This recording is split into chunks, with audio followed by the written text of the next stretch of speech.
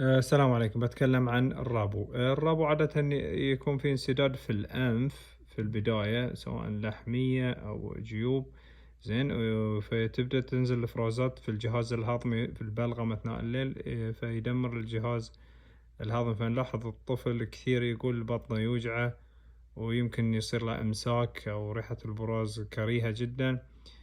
مع الوقت يبدأ يكح، كأنه يحاول يخرج البلغم من صدره، حيث أنه يبدأ البلغم برضو يترس الرئتين، ويطلع لسانه إلى الأمام فيكح كثير، ودائما يقول أن أنفه مسدود. زين.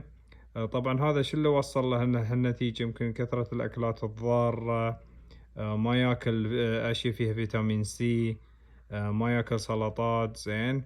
فيحب الألبان والحليب والسكريات والأشياء الضارة هذه، فتأثر عليه. زين. طبعا حتى لا يصل لهالمستوى، يتوقف عن الأكلات الضارة مبكر، ويتناول السلطات، ويحاول يكثر أشياء فيها فيتامين سي، لو فيتامين سي الفوار مثلا يشرب. زين.